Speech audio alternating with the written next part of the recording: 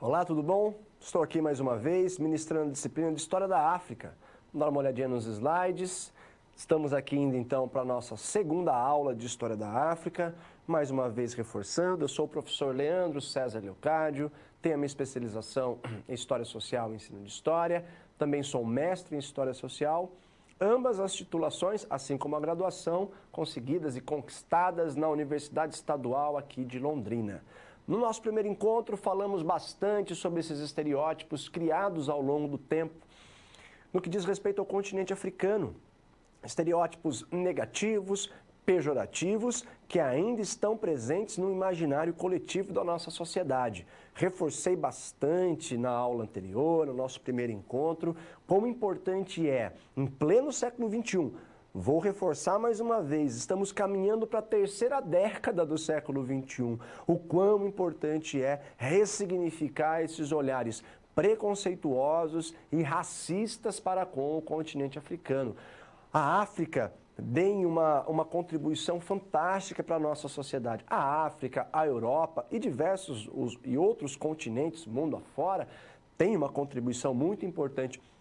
Mas por que eu bato bastante na tecla no que diz respeito à história da África? Primeiro, porque essa é uma disciplina de história da África. Segundo, porque disciplinas que problematizam as questões ligadas ao continente africano, elas são recentes, correto? Durante um bom tempo da história, da escolarização brasileira, estudar sobre o continente africano estava limitado e restrito à escravidão. Os negros que vieram para cá e ponto. E o que nós estamos tentando fazer, o que nós vamos fazer nesses 8 encontros dessas nossas aulas é justamente problematizar bastante e apresentar perspectivas diferentes, principalmente no que diz respeito à oportunidade que nós temos que valorizar hoje para a desconstrução de ideias que foram elaboradas e construídas, embasadas em preconceitos profundos para com o continente e a população africana.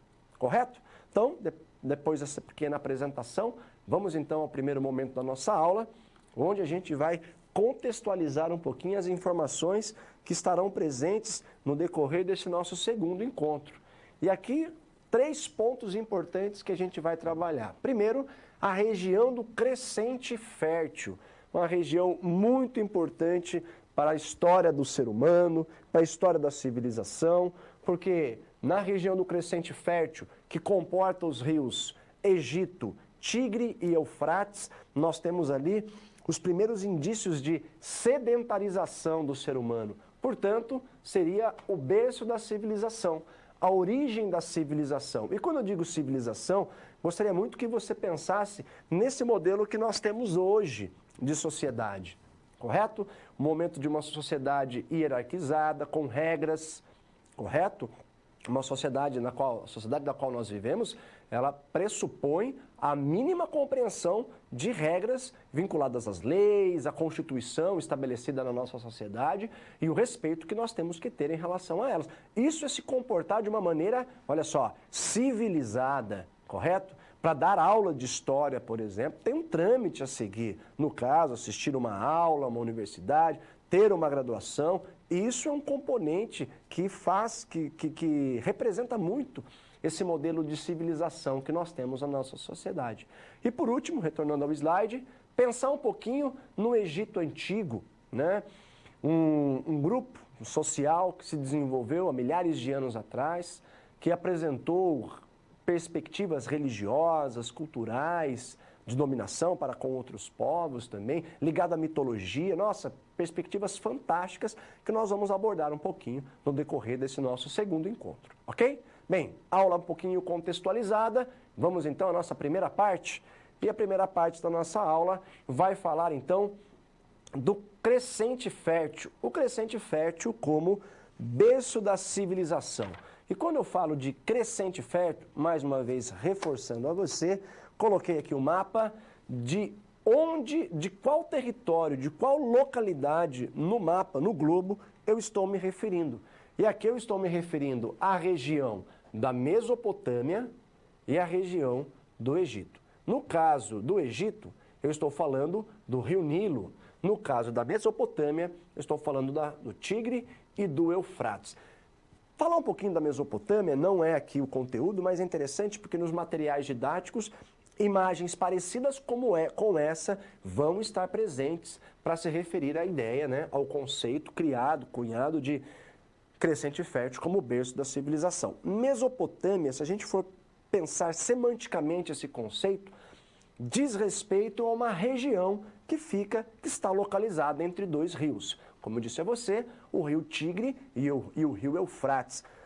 Diversos povos, os babilônicos, por exemplo, foram povos, a Babilônia, né? Foram povos que se desenvolveram nessa região, por exemplo.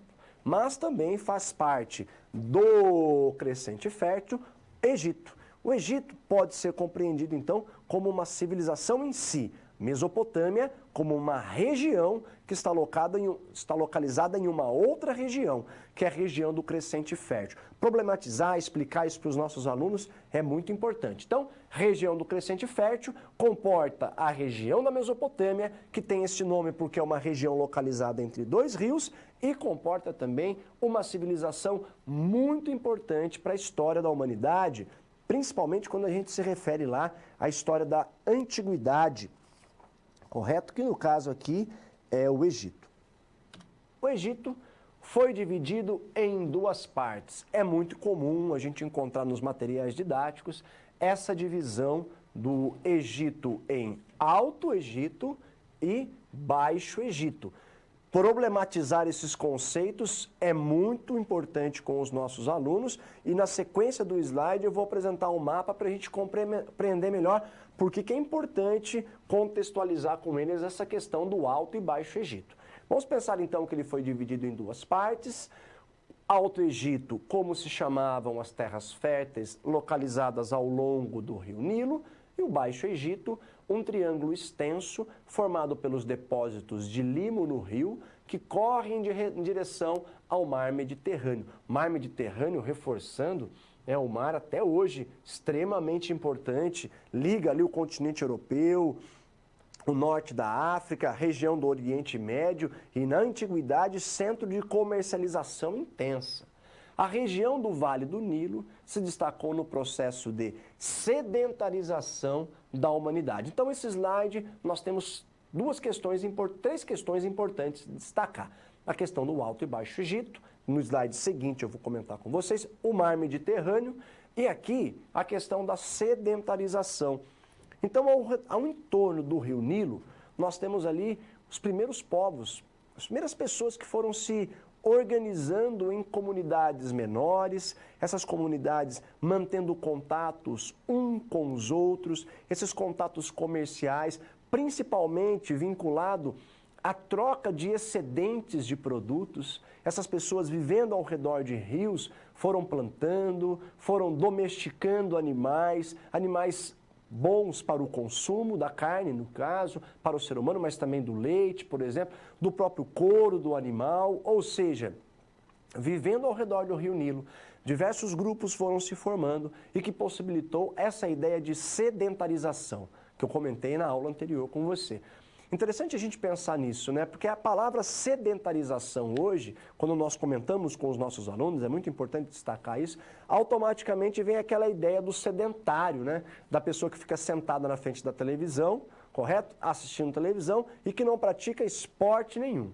Sedentarização, pensando nessa questão que nós estamos trabalhando, não diz respeito a isso, mas diz respeito aos povos que estão ativos, desenvolvendo atividades muito intensas ao redor de rios, correto?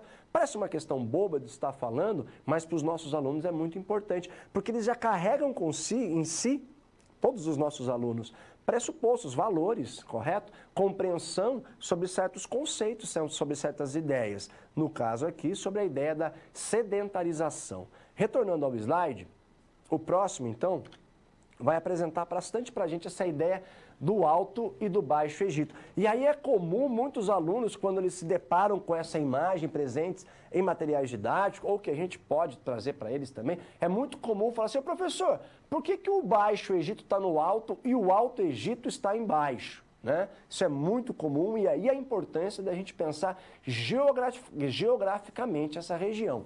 Eu, quando explico isso para os alunos, gosto sempre de pensar na ideia de quando nós vamos para a praia. É claro que quem mora na praia fica mais complicado, mas também dá para usar essa ideia, né? Quando nós estamos falando do Alto Egito, eu imagino com os meus alunos, aqui pensando na minha localização geográfica, né? Eu problematizo e contextualizo com os nossos alunos a região de Londrina. E mostro para eles que quando nós vamos para a praia, existe uma expressão muito comum aqui que diz, quando nós estamos nos aproximando, nós estamos descendo a serra para chegar até o mar, correto? Quando nós estamos descendo a serra é como se nós tivéssemos chegado no baixo. E aqui em Londrina é como se nós estivéssemos no alto. Vamos retornar ali ao slide, por gentileza? Ali, ó. Seria, por exemplo, onde está escrito o Alto Egito, estaria localizado a cidade de Londrina. E aí, quanto mais eu me aproximo do litoral, é claro que aqui é o litoral atlântico e não o mar Mediterrâneo, eu estou chegando ao nível do mar, portanto, ao baixo. Essa contextualização eu utilizo para explicar essa questão para os meus alunos e eles entenderem também que o mapa ele não pode ser lido dessa forma, como ele está apresentado no slide e como ele está apresentado também. Ou seja, eu visualizando assim, eu tenho que pensar no mapa, eu visualizando assim, ó, como se eu estivesse visualizando a região do Egito de cima. E aí de cima eu penso na parte mais alta, que é o Alto Egito, e na parte mais baixa, quando eu estou me aproximando do nível do mar, no caso ali, do mar Mediterrâneo. Ok? Retornando ao slide.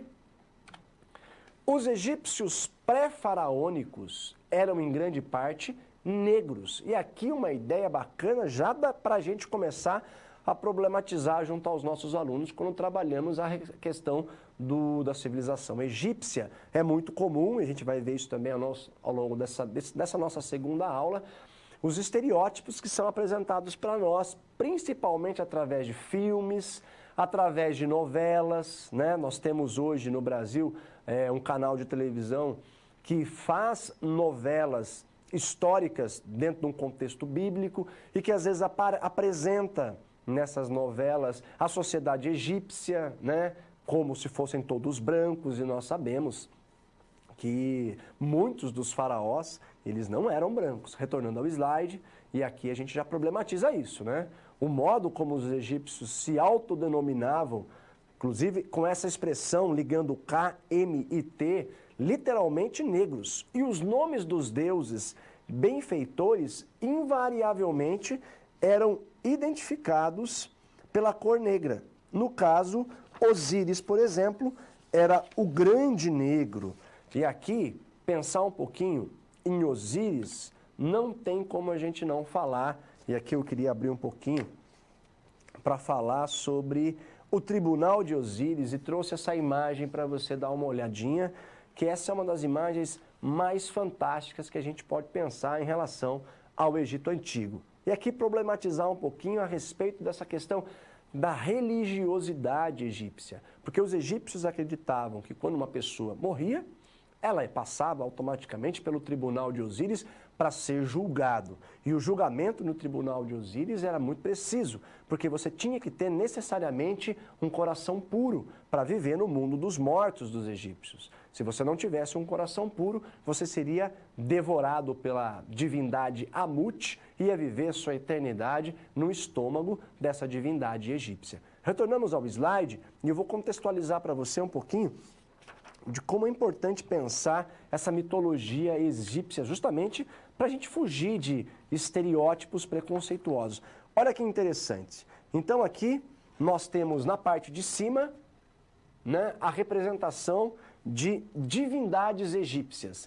Esse enfileiramento aqui são divindades egípcias. E aqui é o morto, pedindo reverência a essas divindades egípcias. Aqui, depois desse primeiro momento, em que ele pede reverência às divindades egípcias, ele é conduzido pelo deus Anubis para enfrentar, aqui no caso, como você pode perceber, a balança presente no tribunal de Osíris. E nessa balança, nós temos aqui uma pena, uma pluma representando a deusa egípcia Maat, que seria a deusa da justiça. Aqui do outro lado nós temos o coração da pessoa morta que está passando no tribunal de Osíris. E interessante que nessa perspectiva religiosa, o coração ele tem que ser mais leve que a pluma da deusa da justiça Maat.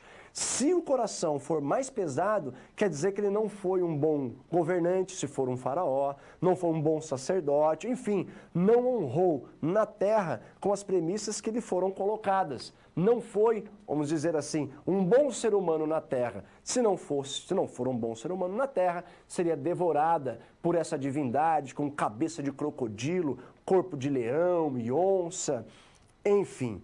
A partir do momento que ele, no caso aqui desse tribunal, dessa imagem específica que eu passei para vocês, a partir do momento que é constatado que o coração é mais leve que a pluma, o morto seria conduzido pelo deus Thoth, que também pode ser considerado como o deus da justiça, levado até talvez uma das principais divindades egípcias, que seria ali Osíris. Aí Osíris iria dizer a esse morto que você tem ali todas as premissas necessárias para você viver no mundo dos mortos egípcios. Olha que riqueza religiosa que eu apresentei para você. Aqui, claro que eu aproveitei de uma brecha falando sobre o faraó, falando sobre Osíris, né? Não foi um faraó, mas sim uma divindade egípcia, apresentando para você a riqueza da cultura religiosa, no caso do Egito. E quando eu trabalho sobre essa questão da riqueza religiosa, no caso do diálogo que as religiões mantinham entre si na antiguidade, eu gosto sempre de apresentar para os nossos alunos, afinal, nós somos uma sociedade judaico-cristã, correto? O cristianismo é uma perspectiva religiosa forte para a nossa sociedade. E pensando numa maneira de mostrar como é possível o diálogo entre as religiões, eu sempre, quando trabalho sobre o tribunal de Osíris com os meus alunos, sempre apresento uma passagem bíblica de um diálogo que Salomão teria tido com Deus. E nesse diálogo, Deus falou para Salomão: Salomão, você foi a pessoa na terra e conseguiu criar o reino de Salomão, um dos reinos mais importantes da antiguidade. Você conseguiu colocar todo o meu povo, o povo hebreu no caso, inserido nesse contexto de vivência, de harmonia, digamos assim. Salomão, segundo a passagem bíblica, Deus diz a Salomão: pede o que você quiser, e Salomão pede uma coisa para Deus. O quê? Coração puro. Em algumas Bíblias, a ideia do coração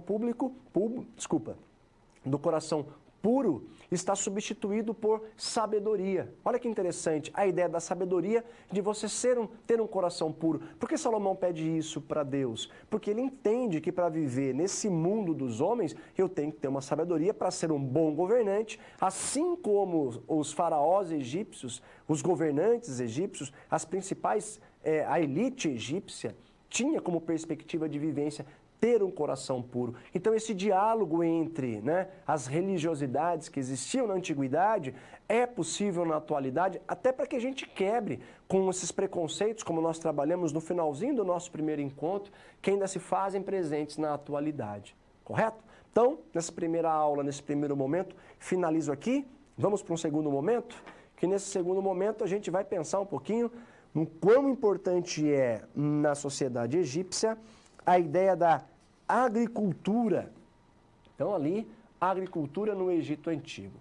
A agricultura no Egito Antigo era determinada pelas cheias do rio Nilo, calendário egípcio. E aqui, para falar um pouquinho sobre essa ideia de calendário, queria que me reportar um pouco ao nosso calendário, correto? Hoje, nós, não só aqui no Brasil, mas mundialmente falando, nós seguimos um calendário que é o calendário conhecido como gregoriano. Correto? O calendário que foi pensado ali na Idade Média, pelo Papa Gregório, correto? E nesse calendário que nós seguimos até hoje, o mundo como um todo segue até hoje, nesse calendário nós temos meses, nós temos dias, as estações lunares, enfim, correto? Quando a gente pega um calendário, a gente tem essa visão. Interessante a gente pensar que os diversos povos da antiguidade se utilizavam de outros calendários para pensar na sua vivência. E os egípcios, o calendário egípcio, é baseado muito nas cheias do rio Nilo. É interessante a gente pensar sobre isso. E quando a gente conversa com pessoas mais velhas, pessoas que tiveram uma vivência muito grande no ambiente do campo, ou que até hoje têm essa vivência muito forte ligada ao mundo do campo, do campesinato, da agricultura, né? É interessante essa visão que eles têm sobre o tempo. O tempo é diferente do nosso. Além da gente viver esse calendário que nós temos gregoriano, nós temos também o tempo do relógio, que a todo momento está falando para a gente, olha, se atente a isso, vai chegar atrasado, tem que sair no horário, tem que entrar em tal horário. É interessante a gente pensar nessas variantes no que diz respeito ao tempo. E os egípcios, além do tempo, tinham um calendário específico, todo ele voltado para essa prerrogativa das cheias do rio Nilo. Vamos dar uma olhadinha no slide, que no slide eu fiz questão de colocar para vocês os 3 pontos específicos. Então, nós temos um momento ali de um determinado período do ano entre os meses de julho a outubro, que há uma inundação do rio Nilo. Ou seja, as margens do rio Nilo são inundadas e nesse momento em que as margens são inundadas, nós temos animais, peixes principalmente, plantas que ficam nessas margens, correto? Aí, quando nós temos o rio voltando ao seu nível normal, nós temos o que nós chamamos de humus, uma terra muito propícia para a agricultura, depois que o rio volta ao seu nível normal. E aí, durante esse período em que nós temos essas margens, né, não mais alagadas, mas sim muito propícia para a agricultura, nós temos o cultivo da terra, que ocorria entre os meses de novembro a fevereiro. E ali, a colheita desses produtos, dessa cultura alimentícia ali plantada, a colheita ocorria entre os meses de março a junho, justamente porque julho a inundação do rio ocorria novamente. E percebam o quão importante é a organização para a sociedade egípcia nessa leitura para com as cheias do rio Nilo. Gente, meu caro, se há entre um período e outro uma desorganização nessa situação, a gente leva fome para a sociedade. E isso é o pavor para todas as sociedades da antiguidade. Então, a atenção nessas cheias, no momento de plantio e de colheita, de determinados produtos específicos, né? Quando eu falo de plantio, eu não estou falando de uma planta, de um pé de maçã, por exemplo. Eu estou falando, por exemplo, de alimentos propícios para isso, como no caso a cevada, aveia, centeio, trigo, né? Alimentos, sementes, vamos dizer assim, que são plantadas, têm um crescimento rápido e a partir delas a gente pode produzir outros alimentos. Produzir alimentos e também trocar com outras pessoas, outras culturas alimentares. Retornando ao slide, e aqui nós temos uma imagem fantástica também, que trago para vocês, o interior da tumba de Senedjen, que foi um artesão egípcio, e nessa imagem que eu apresento para você, fiz questão de destacar aqui 3 momentos em que esse artesão está com a sua esposa realizando alguma atividade agrícola. No caso, né, das imagens, fazendo ali, aqui nessa terceira imagem, interessante, né, que aqui no caso é você preparar a terra para o plantio, correto? As imagens acima seria ali a colheita desses alimentos. Trouxe uma outra imagem também bem bacana, a gente está problematizando, a gente está pensando, que é a construção de instrumentos, como é o caso do chaduf, utilizado até os dias atuais por muitas comunidades que vivem não só às margens do rio Nilo, mas também do rio Tigre, Eufrates e de outros rios mundo afora.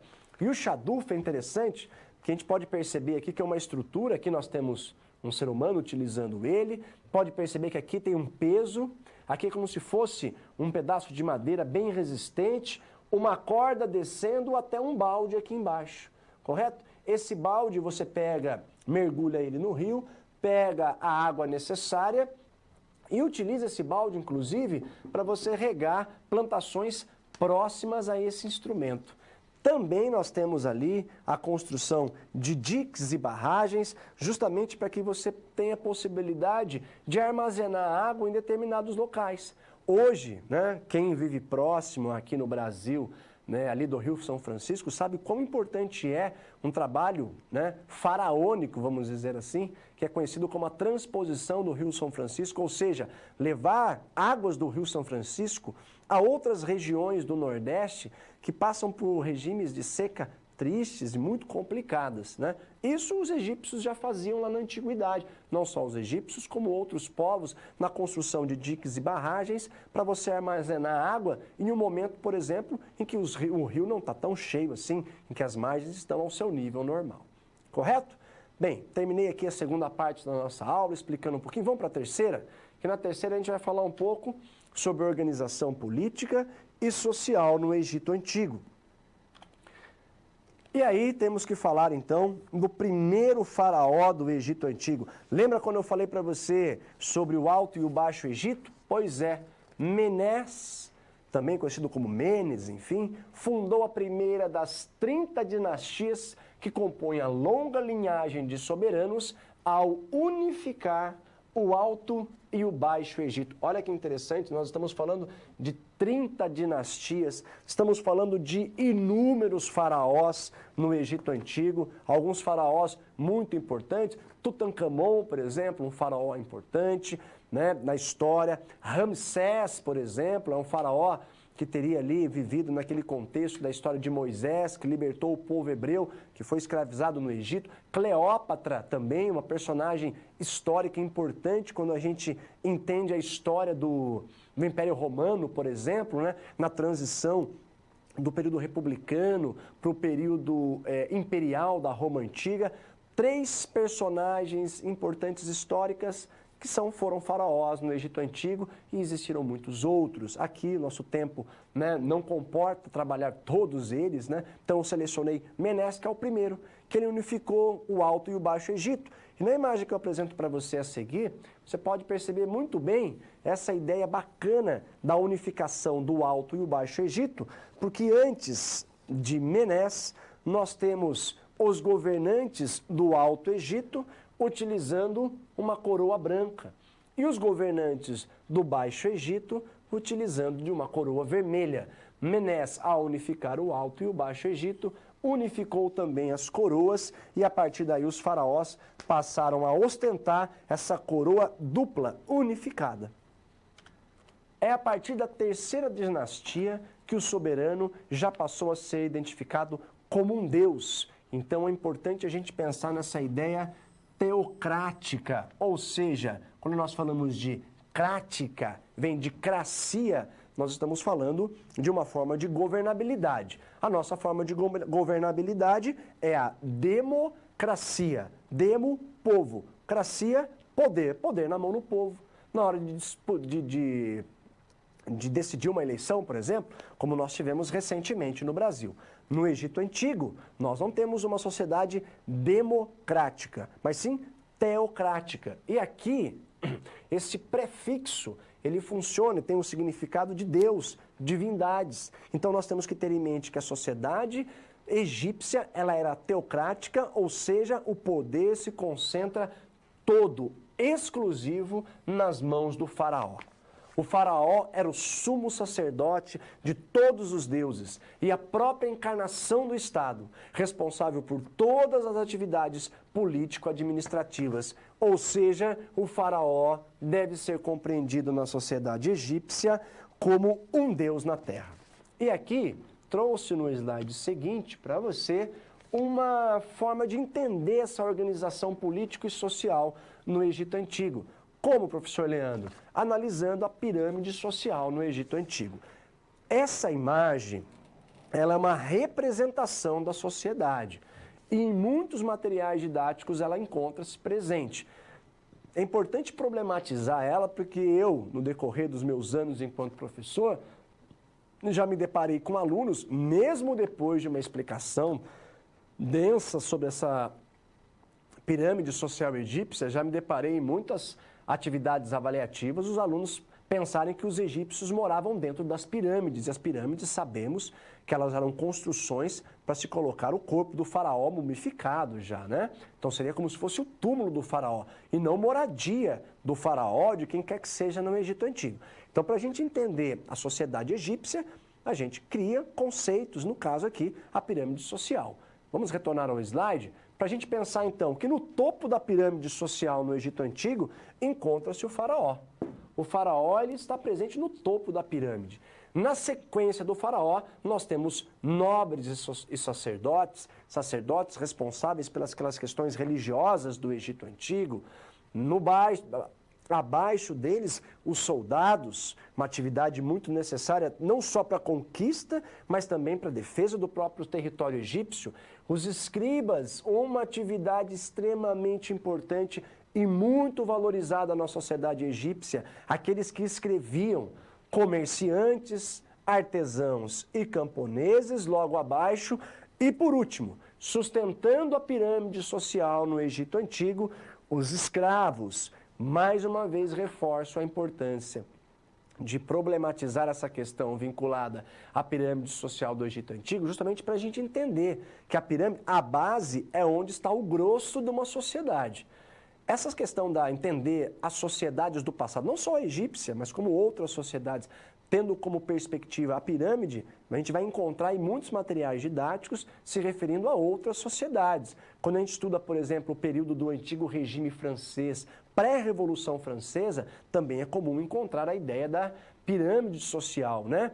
O terceiro grupo, terceiro estado formando a base da pirâmide, e aí o segundo e o primeiro estado, nobres e membros do clero, formando a parte mais de cima da pirâmide social, no caso da sociedade francesa, pré-revolução francesa. Aqui no Egito Antigo, então, quem está no topo da pirâmide é o faraó, Deus na terra para o egípcio da antiguidade, e na base da pirâmide social egípcia nós temos, portanto, os escravos. Correto? Retornando ao slide. As divindades eram representadas pela parte humana e parte animal, e aqui nós temos uma ideia bem complicadinha de explicar para os alunos, mas quando a gente divide esse conceito do antropozoomorfismo em três, antropo-zoô, fica mais fácil da gente entender. Antropo, estou me referindo ao ser humano, a nós, seres humanos, correto? Eu não, né? No caso, o conceito. Zoô, zoológico, por exemplo, já até fica mais fácil para os alunos assimilarem, né? Vem de animal e morfismo forma. Então trouxe aqui a imagem de 4 divindades egípcias. Set, que é o deus da violência e da desordem. Horus, deus solar. Anubis, aquele que conduz os mortos, como eu mostrei para vocês no slide, no que diz respeito ao tribunal de Osíris. E por último, Thoth, que seria o deus da sabedoria, Deus do conhecimento. Percebam que eles têm a forma, morfismo, tanto do ser humano, no caso, o corpo deles é do ser humano, os braços, as pernas, o tronco, quanto de zoô. Então, antropomorfismo quer dizer que as divindades egípcias tinham a forma tanto do antropô, do homem, quanto do zoô, do animal. Enfim, fica mais fácil da gente compreender e também poder explicar para os nossos alunos. A crença na vida após a morte era fundamental nessa sociedade. A ideia do tribunal de Osíris, como eu apresentei, de uma forma simples, é claro, né? Mas muito profunda, era fundamental nessa sociedade. Bem como a eternidade e a ideia de que seus corpos continham elementos imortais. Daí a complexidade da mumificação, perspectiva fantástica. Além da mumificação, também a construção de pirâmides. A maioria das pirâmides eram túmulos para os faraós. Gente, a mumificação é um ritual que até hoje causa para a gente um certo espanto. Tamanha complexidade de você conservar seres humanos que até hoje encontram-se aí em formas de múmias, né? Dá para fazer estudos fantásticos. As pirâmides até hoje desafiam arquitetos e engenheiros mundo afora. Como eles produziam aqueles monumentos fantásticos, inclusive até obras, né? Como aquele livro famoso, Eram os Deuses Astronautas, escrito pelo Erich von Däniken. Tem programas, inclusive, naquele canal History Channel, né? Alienígenas do passado que mostram que alienígenas construíram pirâmides no Egito Antigo. Eu discordo disso, o ser humano ele é fantástico, no presente e no passado também. A construção das pirâmides é a própria personificação de quão fantástico nós somos. Ok? Retornando ao slide, terminamos aqui então. Vamos para uma situação problema? Problematizar um pouquinho a ideia da professora Tereza. Lembra na aula anterior que ela falou para os alunos falarem algumas coisas sobre o Egito Antigo, sobre a África, ela continuou agora com o Egito. A professora Tereza começou a aula perguntando onde se localizava o Egito. É muito comum encontrar pessoas que olham para o Egito e falam que o Egito nem sabe que o Egito fica na África, por exemplo, como eu disse para vocês na aula anterior. Em seguida, mostrou aos alunos imagens de filmes sobre o Egito. Os protagonistas desses enredos são usualmente representados por atores europeus ou estadunidenses, majoritariamente brancos, e aqui no caso das novelas também, como eu disse a você. E aqui eu peguei alguns cartazes de filmes, né? Deuses do Egito. Olha lá, que deuses negros que nós temos aí? Nenhum, né? Êxodos, esse filme vai contar aquela ideia que eu já falei para vocês. Aqui no caso, né, esse ator representando Ramsés, esse representando Moisés, num determinado momento da sociedade egípcia, brancos também. Recentemente nós tivemos um filme do Tom Cruise, né? A Múmia, e também um filme mais antigo, né, já do final dos anos 90, começos dos anos 2000, A Múmia, onde nós também temos a ideia do Egito como uma situação onde não existiam negros, né, todos brancos e representações brancas. Abordar de forma plural e ampla a questão da origem dos antigos egípcios. Compete a nós, professores de história, fazer isso também, problematizar essas questões ligadas aos filmes que foram produzidos, às novelas que são produzidas. Interessante a gente usar os filmes não como um elemento de reafirmar ideias sobre o passado, mas sim de problematização, como é aqui o caso. E para a gente caminhar para o final da nossa aula, o próximo slide, problematizando esse conteúdo, trouxe aqui uma informação interessante, né? Recentemente o nosso museu, o Museu Nacional, aqui no Rio de Janeiro, aqui no Brasil, pegou fogo, e aqui Zahi Hawass, ex-ministro egípcio de antiguidade, ele vai falar sobre a destruição de sarcófagos e múmias no Museu Nacional, legitima esforços para repatriar objetos egípcios em museus estrangeiros. Muitos artefatos que estão presentes em museus mundo afora, como era no caso do Museu Nacional, no Museu do Louvre, é fruto de furto, fruto de roubo, né? Ou de presentes, como é o caso do que tinha aqui. No caso, Dom Pedro II, viajando pelo mundo, viajou pelo Egito e trouxe de lá, recebeu alguns presentes, né? Inclusive múmias que estavam no museu. Vamos dar uma olhadinha no slide, que aqui eu separei para vocês algumas, né, imagens que estavam no museu que pegou fogo. Aqui, caixão lacrado com a cantora sacerdotisa Sha'amun Ensu. Inclusive, há histórias muito interessantes que Dom Pedro II ouvia ela cantando. Olha que coisa fantástica, né? Aqui, caixão do sacerdote Hori, gato mumificado, tampa do caixão de Harsies. Tudo são elementos que estavam presentes lá no Museu Nacional, que pegou fogo, e adquiridos por Dom Pedro II entre os anos de 1871 e 1876, que foi o momento que ele viajou para o Egito. O Dom Pedro II viajava mundo afora, viajou para o Egito, recebeu como presente, e aqui nós temos essa problematização, né? As principais coleções de arqueologia no mundo são fruto de roubos históricos. Na época em que Inglaterra, França e Alemanha dominavam o mundo, saquearam muitos lugares, né? França, por exemplo, Napoleão Bonaparte, ao conquistar o Egito, foi lá, pegou muitos desses artefatos, levou nas suas expedições muitos historiadores, muitos egiptólogos, vamos dizer assim, e ali pegou, né? Vamos dizer, usar o termo, roubou, né, esses estudiosos, trouxe para a França, e até hoje, se um dia você tiver a oportunidade de visitar o Museu do Louvre, você pode estar verificando isso que o professor Leandro falou aqui. Dom Pedro II, no caso, recebeu como presente, Napoleão saqueou, e fica aqui a pergunta, né? E esses objetos devem continuar nos lugares onde estão, devem retornar aos seus lugares de origem? Está aí uma problematização interessante para se levar para a sala de aula, não é mesmo? Aqui, caminhando já para o final da nossa aula, encerrando e revisando um pouquinho a nossa teleaula, reforçando aqui a riqueza da história referente ao Egito Antigo, desconstrução de estereótipos ainda presentes sobre os egípcios. O Egito fica na África, mas os faraós egípcios, os deuses egípcios, eram todos branquinhos e hollywoodianos.